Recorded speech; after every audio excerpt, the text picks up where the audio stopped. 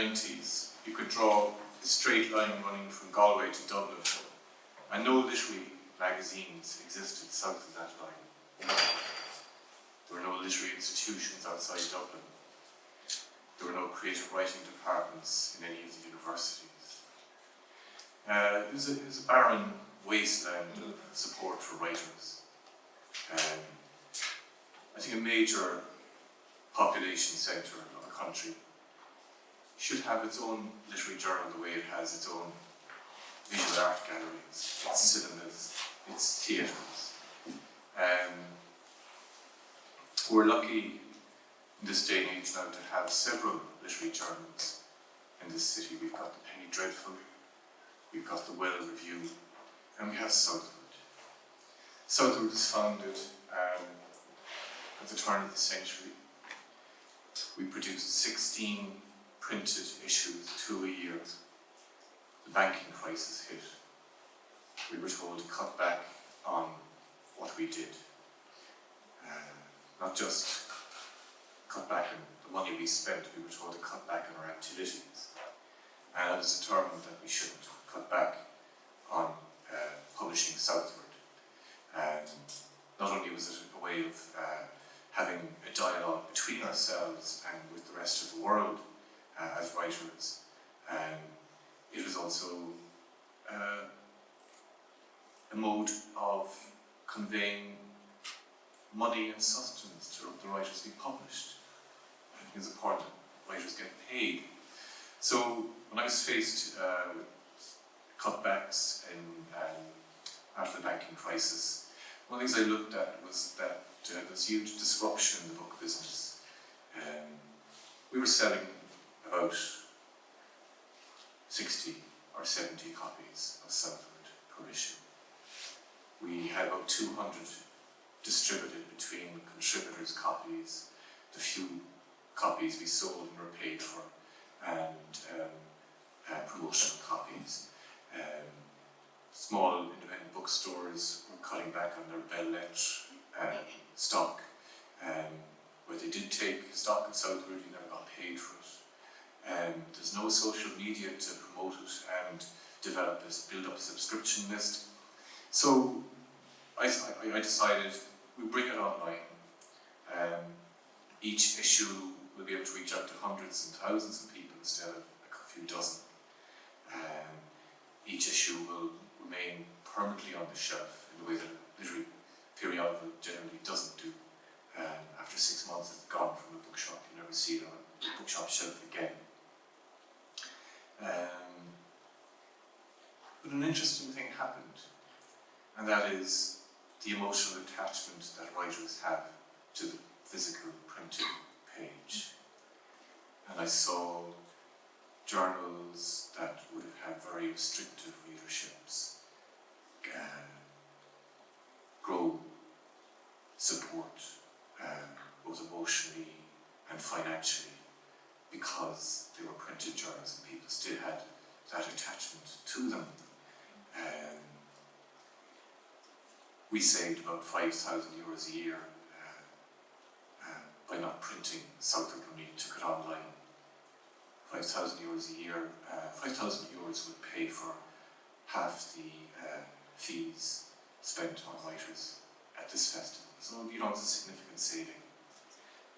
But in the intervening 8 or 10 years, something interesting has happened, and that is technology has swung yet again in favour of the printed object. We can now print Southword without spending a huge amount of money up front in printing costs. We don't have to worry about keeping an inventory in storage space. And also through social media, we were more easily able to reach out to readers and attract subscriptions and sell books. We already had it stocked in the London Review bookshop, the Shakespeare and Company, prominent bookshops in Dublin, negotiations with the bookshops in Brooklyn, San Francisco, and Manhattan. That's something we couldn't have done 10 years ago. We already have a very healthy subscription base. And we sold several dozen copies without us really, it's the launch of the journal, but even hadn't started promoting it yet through Amazon.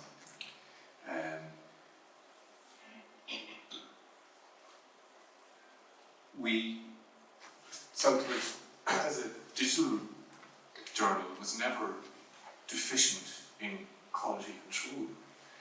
Give a list of some of the people that Southword published in the past there. Got Earlie Murakami, Tess Gallagher, James Lasden, Colin Toby, got Philip Gross, Kerry Hardy, Mabel Guckin, Billy Collins, Brian Turner. But it was obvious that we'd reached that point in history where no matter how good you edited an online journal, it just wasn't going to hack it anymore. So we brought it back into print, and I think myself and Paul McVie and Mary Noonan made a very good hand of bringing some brilliant work together.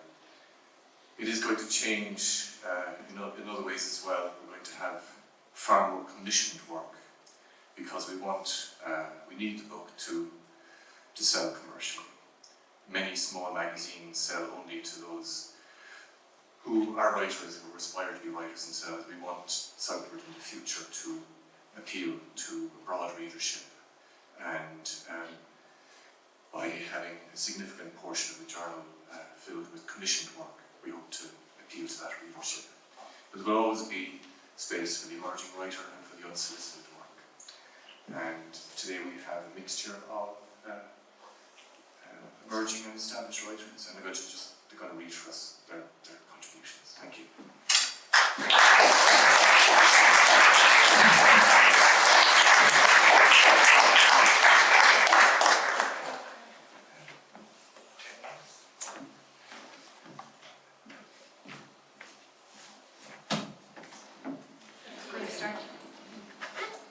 It was funny what Pat was saying about the emotional attachment that writers have to the printed page, and this is the first time a story of mine is in between two covers, and it's a wonderful thing. I want to thank Pat and Paul McVie, who commissioned me to write this piece, and I learned so many lessons about how commissioned work is really hard. I'll shut up and read the story. Expectations. It doesn't matter how much I work on my fuck off face. Patients still ask me to bring them to the toilet or make a cup of tea for their relatives. I have a kind face, they tell me, the face of a nurse, and they are quick to reassure me that that is a compliment. I wish I could come up with a different response other than nodding awkwardly and thanking them. I want to tell them that I'm sorry, but I really don't have time to be kind. Good girl, an elderly woman congratulates me on signing her discharge papers. You're free to leave now, Mrs. O'Brien, I say. Thanks, Pat, she says, sitting down on the edge of the bed with her handbag in her lap. I'll just wait for the doctor to come round before I go. I am the doctor, Mrs. O'Brien. Okay, dear, the woman smiles. She doesn't have her hearing aids in. I leave Mrs. O'Brien waiting for a grey-haired man in a white coat to come and tell her that she can go home. My shift is over when Tom leaves me. I don't have to answer it, but I want to see him before I leave. I hurry towards the emergency department and find myself passing through a giddy rush of dizziness. I'm so hungry it feels like I'm levitating, but I don't want to give in and admit that I should eat in case my body hears me. I have tricked it into needing very little food. I like the rush of adrenaline I get after going hours without eating. Even the tiniest sip of water feels like an ocean in my mouth and makes me feel like a good character being rewarded in a story, proud of myself for being satisfied with so little. I can feel Tom there before I see him. His scraggly black hair is tied into a ponytail, that and the nose ring that no one ever mentions is against protocol elevates him above the rest of us. He's only an intern, but the nurses love him. They flock to his aid whenever he doesn't know what he's doing. I came across Tom on Tinder the other night. I flipped through his photos like they were a lucky hand of cards. There were an array of Toms in various states of bliss. Tom on an elephant's back, Tom petting a puppy, Tom at the Grand Canyon, Tom in a canoe in an Irish kit, because Tom can't just go for a casual paddle. He has to represent his country and get a medal for it. I hesitated before swiping right to see if we'd match. We didn't. I comforted myself with the thought that my imagination does a far better job of creating personality for him than he is able to manage himself. My attraction to Tom is almost independent of reality. Almost. I only need a tiny bit of interaction with him to keep the fantasy alive, enough to remind me exactly what he looks like when he smiles, but not so much that he ruins himself for me. My problem with Tom emerges from his lack of vocabulary. He greets everyone he meets on the corridor in the same customer service phone operator voice. "Hello, how are you today?" he asks. And it doesn't matter the response, the next line in the script is, "Perfect." When he wants to end a conversation, he will say, "Have a good one," which is fine when he's talking to someone at the end of their shift, but it's not okay when talking to a patient pre-operation. I want to turn around and say, "She's broken her fucking hip, Tom, maybe we should manage expectations here." There used to be a running joke among the interns that you could play bingo with catchphrases that come out of Tom's mouth. He made us feel guilty for bitching about him when he turned up in the emergency department one night after overdosing on antidepressants. A weird silence shook the hospital. Word went around in a flurry of whispers. Everyone was shocked, not least because Tom was the only one of us who seemed like he had his shit together. Nobody wanted to admit that we were angry at him. He was discharged and came back into work the next day as if nothing happened. And now he's in front of me, looking tired and human. "Hello, how are you today?" "I'm alright, thanks." "Perfect. There's a woman here asking for a female doctor," he says. "What are her symptoms?" "Fever, vomiting, diarrhea. She's homeless. I was going to discharge her, but then she said she had her period a while ago." "Okay." "She thinks she lost a foreign object in her urethra." "You mean a tampon?" He nods. "Great." I blink hard, feeling the bristles of my mascaraed eyelashes mushed together. "Okay, I'll deal with her." "Have a good one," he chirps. "I'll try." The patient is sitting on the edge of a plastic chair, jiggling her legs, bouncing up and down on the tips for runners. Her hood is pulled up so that it's hard to tell whether it's a boy or a girl, as though being homeless has stripped her of having any gender at all. I find the face in the hood and feel the same punch in the gut I felt when I saw Tom pop up on Tinder. The way the woman looks up at me reminds me of how the girl I used to sit with in primary school looked at a teacher when she didn't know the answer. I wasn't allowed to go to Nicole Day's birthday party because she had no front door in her house. This is a fact I related college nights out as proof that I was essentially from the ghetto. My relationship with Nicole Day varied in intensity depending on how drunk I was. Relatively sober, we got as far as sharing a ruler and having a whisper every time we went to the bin to pair our pencils together. After a bottle of wine, I became philosophical to the point of allegaic that our friendship ended on account of Nicole's lack of a front door. I glance down at the chart and see a different name. "You alright?" asks the girl who's not Nicole Day. "Yes," I insist. "I put it in when I was drunk and now I can't get it back out," the girl says. "I never use them, I don't like them, but they didn't have any pads." I felt naive for never having considered the reality of homeless women having periods. It was like I somehow presumed they were immune to menstrual cycles, the way dyslexic kids in schools are exempt from studying languages because they had it hard enough. Our main concern would be something called toxic shock syndrome, I explain. It's caused by a staph infection from the tampon being left in too long. All we need to do is make sure that there is no tampon left in there. I'm going to examine you now. Whenever you're ready, you can pop off your pants and lie on your back. My knickers too? Yes, please. The girl seems nervous, so I leave the cubicle to give her privacy, feeling like a beautician waiting to give a bikini wax. When I pull the curtain open again, she's hunched over on the table, hugging her legs into her chest. The white towel is draped around her waist and comes between her legs like a loose nappy. I ask her to lie back on the examination table. "Let me know if you feel uncomfortable at all," I say. She even smells like Nicole Day, although I'm not sure if I'm imagining the scent of meanies mixed with sweat. I used to be jealous that Nicole always had crisps for her lunch and a bottle of fizzy orange, instead of the triangular ham sandwiches my mother nestled in kitchen room. "Good girl," I coax her, hating myself as soon as the words escape my mouth. She doesn't need to know that I've only ever practiced this on a dummy. I peel a latex glove over my fingers. I am aware of how cold my hands are. The girl's knees are still propped up on the table. I push them away from each other. The goose pimples on her thighs rise up underneath her flesh like the helmets of a tiny army. Her legs are quivering. Her muscles won't stop convulsing. She is in a half sit-up position, engaging her core. I try to get her to relax, but she keeps looking at me. "Are you okay?" she asks. "Of course," I say, but then I realise I'm crying. Fucking weirdo. "No, Jesus, I'm so sorry." The girl pulls the tail around her again and stands up. "It's important that we make sure there's nothing in there that shouldn't be," I plead. "It's okay," the girl says. "I'll try again myself." "This is a very serious condition. It could be life-threatening. I can't let you go without knowing for sure." The girl pulls back on her trousers. "I'll be fine," she says, and then she's gone. I can still remember what Nicole wore to the first junior disco in the local gala hall. A pink halter neck, a denim skirt that she rolled up so that her bum cheeks peeked out at the bottom, and a pair of Adidas runners. We had lost touch at that stage. She was rumoured to have kissed 13 boys that night, one of whom became the first in a long string of boyfriends. She didn't handle breakups well. Didn't help that every failed relationship sparked new graffiti in the girls' toilet. "Nicole Days sucks dick, Nicole Days is slut." After a particularly difficult breakup, she was found dead in her bedroom after hanging herself from her wardrobe. We were 13 years old. And on that happy note,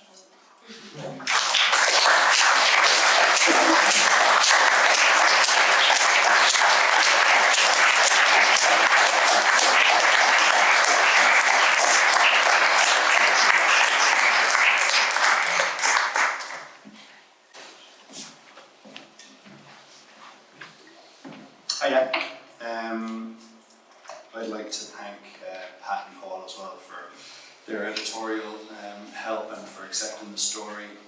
Southword published my first ever story. Well, it was probably my 5th or 6th story, but my first ever publication, I should say, in 2007.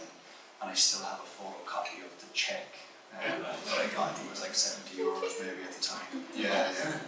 And it was a motivation for me for years. So I really am grateful to be back in it and to see it back in print. I'm going to read a story called Middatun Town. We were in Fred Zeppelin's pub, if anyone knows it, at a kind of a metal and punk gig ages ago. And this guy who was doing support, some of you might know him, his name is Rory O'Brien. He's in a band called 10 Past 7. He's kind of more of a folk singer, and he sang an English folk song called Nottingham Town. And it's about this this traveller arrives expecting to find Nottingham Town, and he's where it should be on the map, but when he enters the town, everything is kind of inverted and upside down and strange. Rory O'Brien described it as like Wario World compared to Mario World, if anyone knows the computer games. So when I came out of the gig, I was like, I want to try that in a story, so that's the experiment. I'm not going to read all of it, but I'll probably read about 3/4 of it, some abridged bits. What happened was, not a soul would look above or beneath them. Not a soul would. So fixed were they upon. This happened. I worked as a journalist. I was driving out to cover the Middatun parade, anticipating 100 or so tractors, some Irish dancing, the local karate club doing high kicks down Main Street, the dance club blaring music and gyrating from the flatbed of a delivery truck, many happy old people. I'd take 10 or so photos, take some names, a couple of quotes, make a list, and I'd be out the gap inside of 2 hours. On the way to Middatun, I pulled the car into the hard shoulder to make a phone call. Though I no longer remember who I was calling, I do remember wondering, had it ever been so hot on a March day? Patrick's days I'd known were usually bright, sure, but windy and cold too.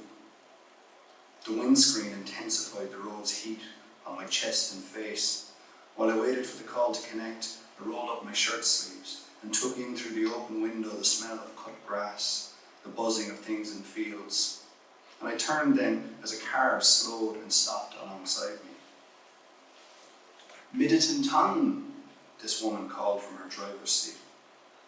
I remember that she was fair, and the car, a Volkswagen, was grey, with a single green stripe running up the bonnet and over the roof. Stopped in the middle of the dual carriageway like that, it was an accident waiting to happen. "Middatun," I corrected her. "Next exit, about 5 kilometres. "No," she said, "Middatun Town." "Middatun," I stressed.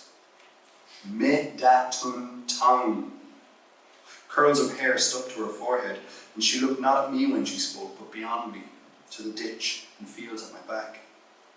I shrugged, but then suddenly worried that it might be a speech impediment she had. "It's the next exit," I called, about 5 kilometres on. "Thanks," she shouted, and she eased the Volkswagen into motion again.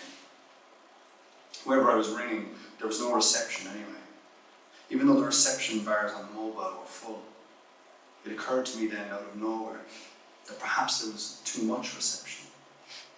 And then I saw her car progressing slowly away from me. It was not grey-green anymore, but black, a sleek vehicle. The road had been deserted, though it was normally a busy road, and I couldn't see how it could be any other car, but neither could I see my mistake. Had I hallucinated in the heat? I found myself tearing up the road after her. I suddenly needed to see, was the fair-haired woman driving still? To see, was the whole thing a trick of the mind or of the light? I gained and gained, kept my eyes on the vehicle. I was nearly up with her. Though it was sunny, I peered through my windshield as though through a torrential downpour. Pulling into the fast lane and coming up on the estate's right, I strained to see that driver, and then suddenly found that the ditch was flying at me through my own driver's window, and everything went topsy-turvy. And I came to on my side in a dry field, though I'm not sure I'd been knocked out. My shirt was bruised with dirt.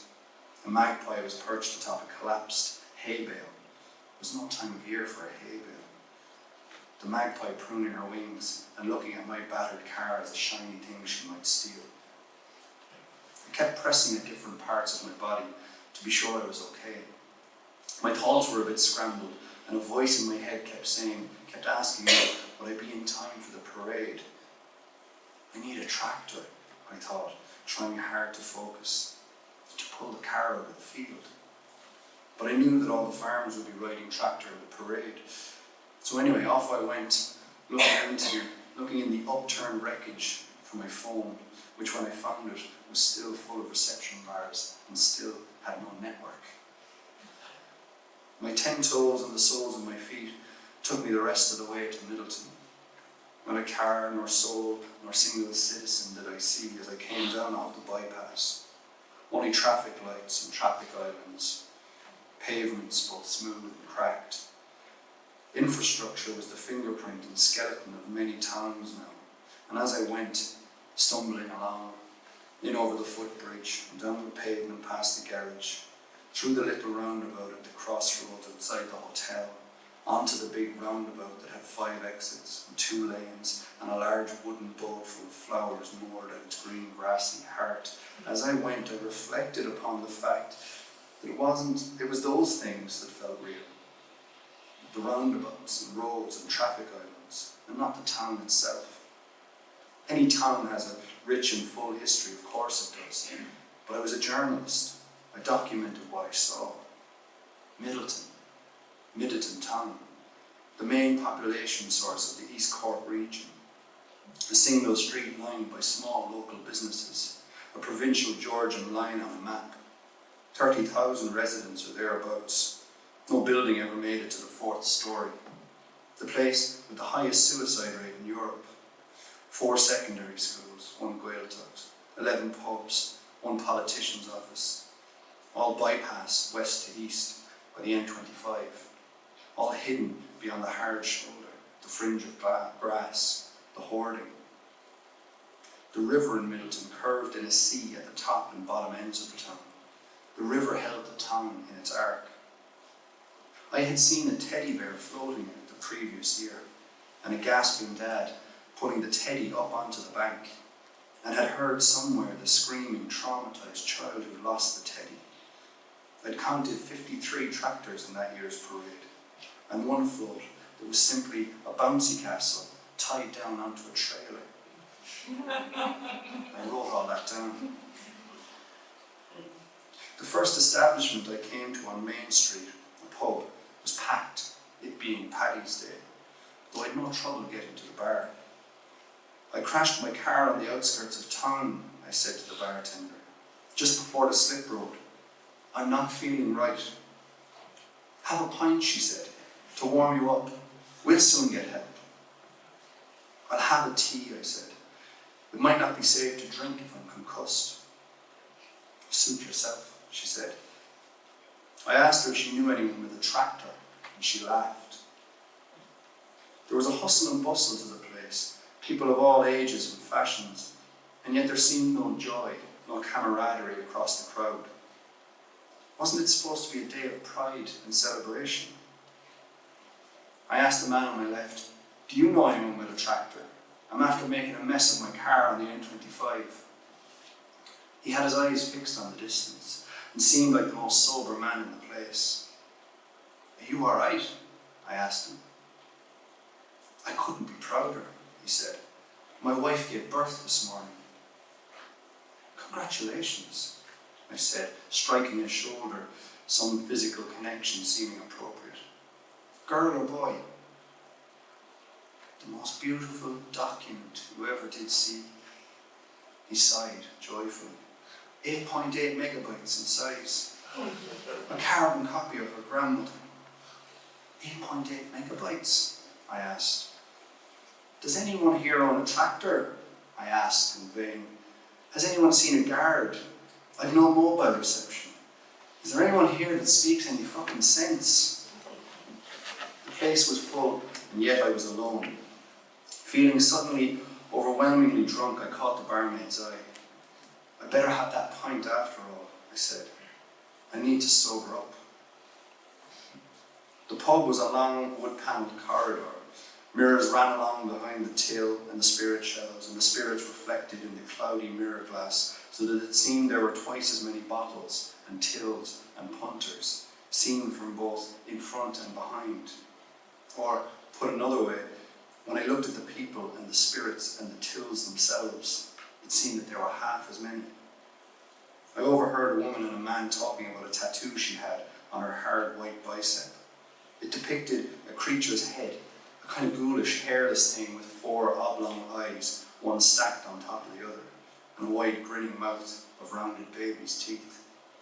I've seen that thing before, the man was saying to her, admiring it with folded arms. Where'd you see it before? In my dream. I got it when he was 6 months old, she said. And there was another individual who looked extraordinarily like my own mother, seated in a tiny chair at the very back of the pub, right by the front door. Her chair and back were to the wall, like she was an animal making sure it couldn't be ambushed, trying to make herself as small as possible in that chair, or to make the mirror-cloudy room as big as possible.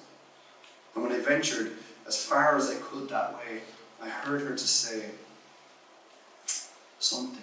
I can't exactly remember now. And it wasn't a woman at all, but an old man.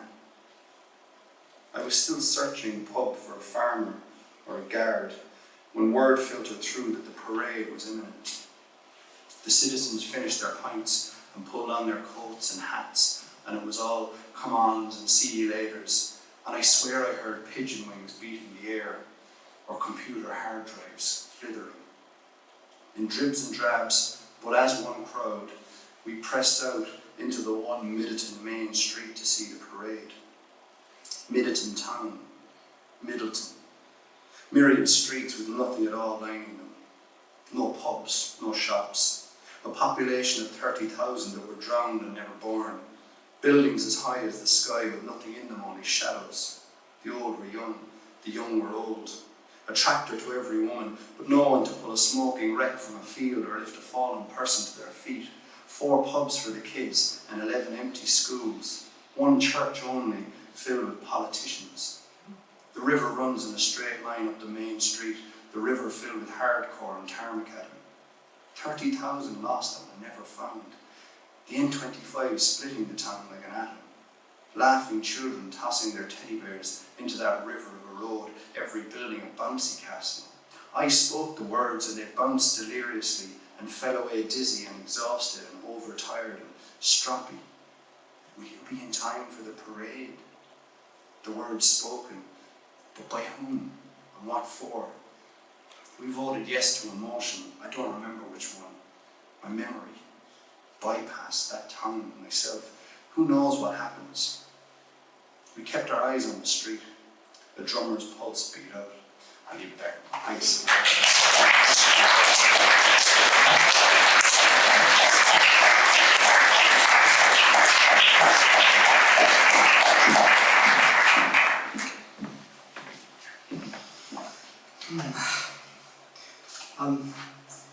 What a great pleasure to be in a physical form with such great writers.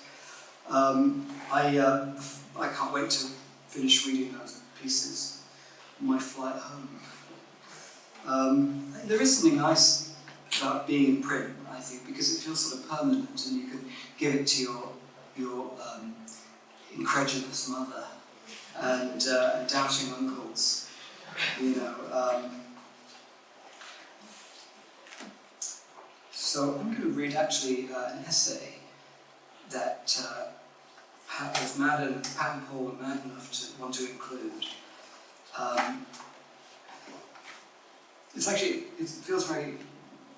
feel very timid actually following such a great piece of writing. And you know that when you hear great pieces, because you're thinking to yourself, shit, I wish I could have come up with that, but now it's in the world and it belongs to someone else. So this is an essay that I wrote about my daughter, who one day she asked me if Santa Claus was real. And it's called The Most Beautiful Lie in the World.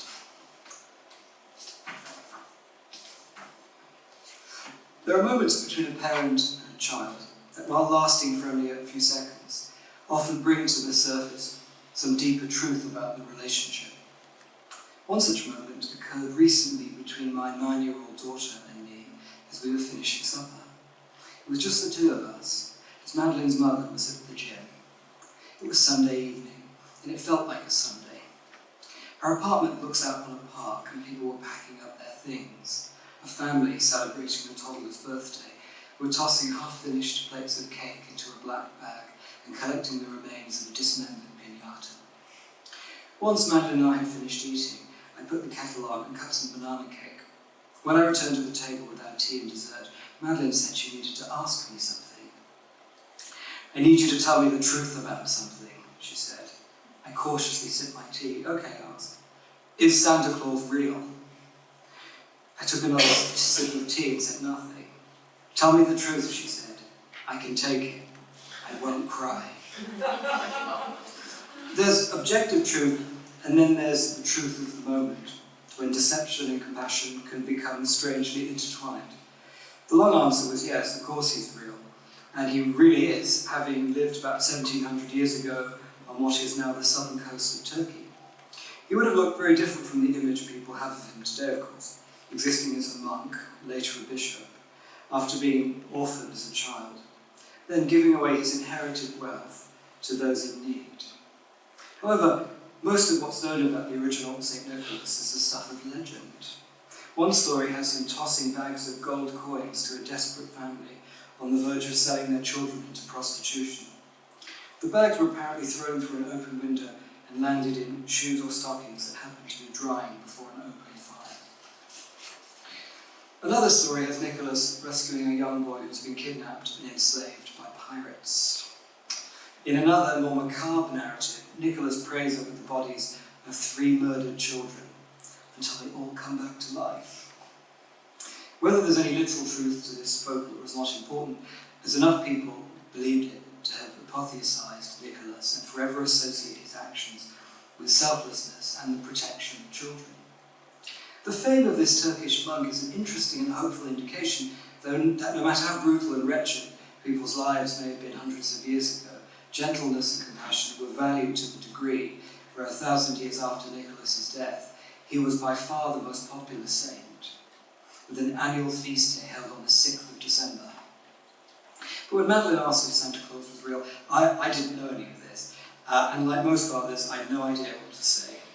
In so many cases with children, the truth seems hard and fairly cold in its purity. To complicate matters, over the past several years, my wife and I have made such a big deal about telling the truth, even once quoting Dickens, apart from Great Expectations, where Pip returns to his beloved Joe the blacksmith, with mixed feelings, quote, "All other swindlers on earth are nothing to the self-swindlers," warns the narrator. My wife is a former lawyer, and so while it's impossible to ever win an argument against her, I have learned the tactic of stalling difficult subjects with relevant but meaningless questions. So I asked Madeline when she first became interested in learning about whether Santa Claus was real or not. "Gymnastics," she said, a few months ago. Ava said it's creepy how Santa Claus stalks you. I mean, he knows when you're sleeping. He knows when you're awake, and he knows your name, how old you are, where you live. It's weird. I'd heard Santa Claus called many things, but never a stalker. So, she said, is he real? As is often the case with children's questions, I could tell there was an emotional response required that was greater than a simple yes or no. Her need went beyond merely knowing if Santa Claus was real or made up. She could have learned that off the playground at school. I should admit that the last few months have been difficult. Madeline was going through a transition, though it would be more accurate to say that the difficulty really lay with my wife and me, as Madeline was simply doing what all children do, growing up. Early childhood had vanished, and while play was still an important part of her understanding her relationship with the world, the delightful belief in fairies. Oh, fairies. The toys I could have bought in Ireland if she still believed it. And the idea of toys coming alive at night and doing sweet or horrible things had vanished along with it. Like most 9-year-olds, Madeline now had a firm idea in her mind of what existed and what did not. There were tangible boundaries between reality and the imagination. It was hard for us, her parents, because while she was developing emotionally and physically, we weren't. This is one of the unspoken difficulties of being a parent. Just as we get used to one stage in their development, it ends, and a new one begins with new rules and changing boundaries. And part of this recent transition involved not only Santa Claus, but the tooth fairy. A few months before, Madeline was having a tooth removed. In the dentist's chair, she looked small and famous in the sunglasses that children get to wear nowadays to shield their eyes from the lamps. When the tooth was finally out, the dentist lowered her mask and asked if I would like to keep it. "Oh, sure," I said casually. "I'll put it with the others."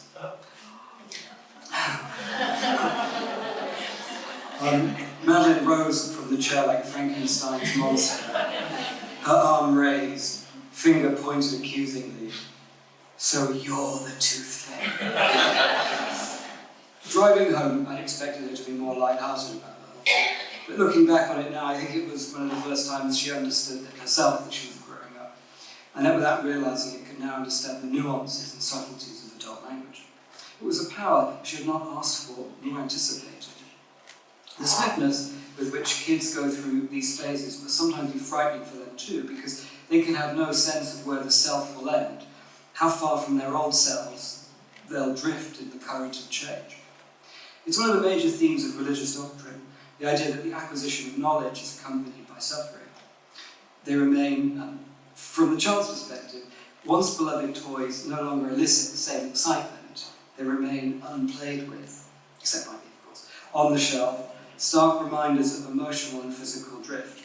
It's understandable then why children might be more sensitive to dangers at this age, when ritual objects, such as Barbie dolls and action figures, that once functioned as guardians, imbued with powerful magic that was truly believed in, become like Nietzsche's fallen god, and children, aided by time, the unknowing assassins. So when Madeline asked if Santa Claus was real, what she was really asking was, I suppose, was for my blessing to grow up. This was an opportunity for me to acknowledge her maturity, to reassure her that I would accept her changing personality, and not challenge her developing instinct. She'd entered a stage in her life where trust was more important than fantasy, and truth more valuable than things. If you're wondering where the term Santa Claus comes from, by the way, I know you're not, blame the Dutch. Actually, it's hard to blame the Dutch for anything, isn't it? Except for their chocolate, maybe, which I've never found any of you. Swiss chocolate, but never Dutch. Blame the Dutch for abbreviating the more official Sint-Niklaas, or Sinterklaas. Nobody can say definitively what the original Nicholas looked like, but the beard and the belly of Santa Claus we know today took shape about 200 years ago with a poem written by a New York City religious scholar Clement Clark Moore in the early 1820s, published anonymously in 1823. Moore apparently came up with the story sitting with a turkey he just bought in the back of a carriage, which he intended to donate to the poor, the turkey, not the carriage. He wrote the narrative as a poem for his own children with the idea of reciting it to them on Christmas Eve. Although Washington Irving, most famous for the legend of Sleepy Hollow, wrote about St. Nicholas in the preceding decade, it was Moore's imagining of the Roman-era saint that gives us the modern image of Santa. Clement Clark Moore lived in a large house with his family on an enormous country estate called Chelsea, which is now one of the lower parts of Manhattan. The estate was eventually divided up and became the Chelsea district, taking its name from Moore's property that was actually named after a charity hospital in London, and not the area of London that no one except oil barons can afford to buy real estate in. When Moore was in residence, however, in the early 19th century, his estate comprised mostly open woodland north of Houston Street. Can you imagine that so much of New York, in the 1820s and 30s was just woodland? Wild turkeys and raccoons. In his lifetime, Moore was a revered, deeply religious academic, and so it's perhaps not a coincidence that his Santa Claus, based on the Christian saint, resembles an image not dissimilar to the Christian God, though Santa Claus is admittedly chubbier and happier, which perhaps might have appealed more to children in an age of religious and moral severity. The image Moore depicted in his poem in 1820 was soon immortalised by American cartoonists such as Thomas Nast in the ubiquitous weekly magazines of the era. The truth, and I know you all want to know this next part, the truth about Rudolph the Red-Nosed Reindeer also embodies the spirit of giving. Rudolph began as the idea of a Montgomery Ward department store copywriter, Robert May, who came up with the story in 1939, looking to boost sales around the holidays with a holiday promotion that involved a children's book and a likeable character. Later on, when Robert May's wife died of cancer and the department store employee found himself a single parent with piles of unpaid medical bills, the CEO of the Montgomery Ward shopping centre, Sewell Avery, signed over the rights to the story to his impoverished employee. And I'll stop there. Thank you very much.